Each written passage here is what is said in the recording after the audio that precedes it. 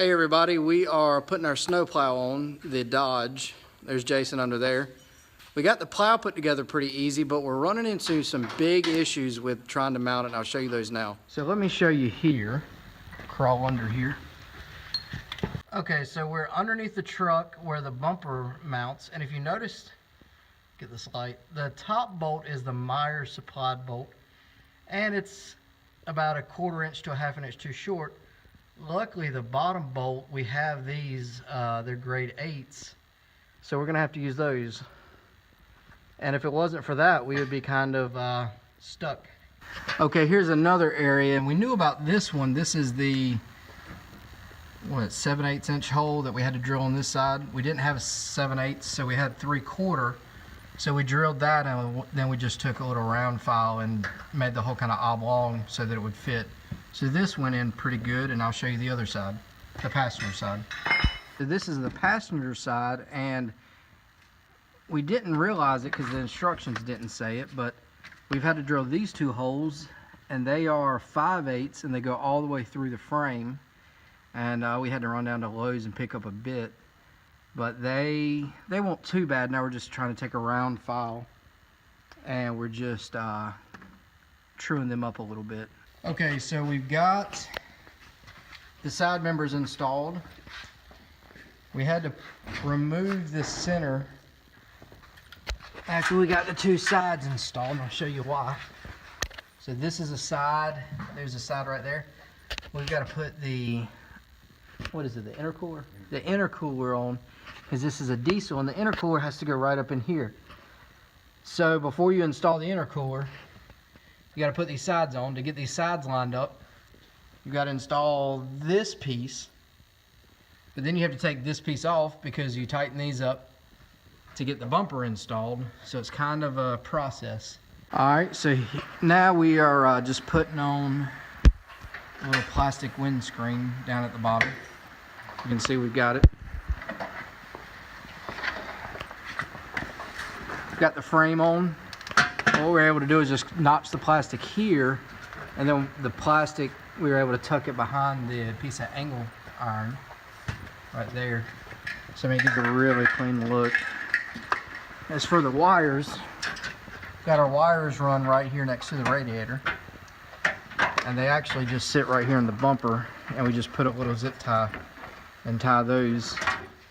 They've kind of gone, Meyers used to have a single plug hookup, but they've kind of gone back to this dual plug. This is your power. There's a power wire and a ground, and we had to provide some extra loom because Meyers did not do that.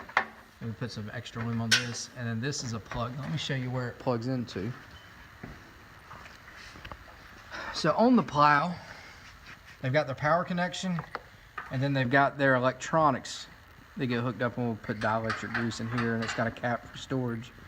Like I said, Meyers used to have the single plug, and to do that, you would have to take the whole front of the truck off. You had to put in white light modules. With this new setup, you actually start, and you run a wire from the front all the way along to the back of the truck, and let me show you that.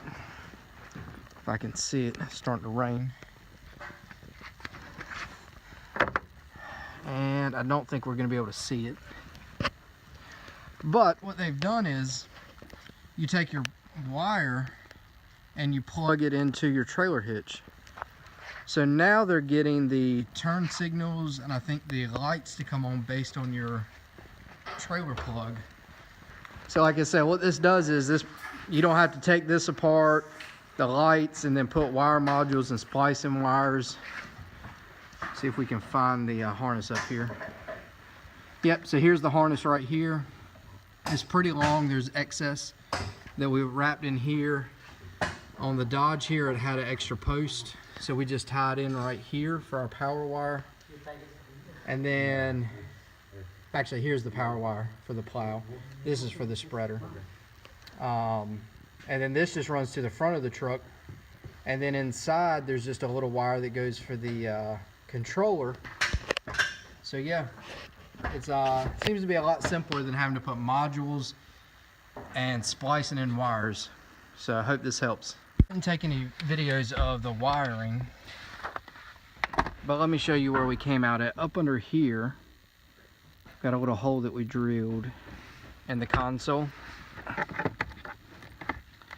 and we've got it just stuck in here. This is for our salt spreader. I think it's a Meyers BL240, and there's your plug for that. Since we don't use snow plows that much, it was really nice to be able to, yeah, there you go. You can drill a hole and it actually just sits right there in that tray. So we'll go over on the driver's side.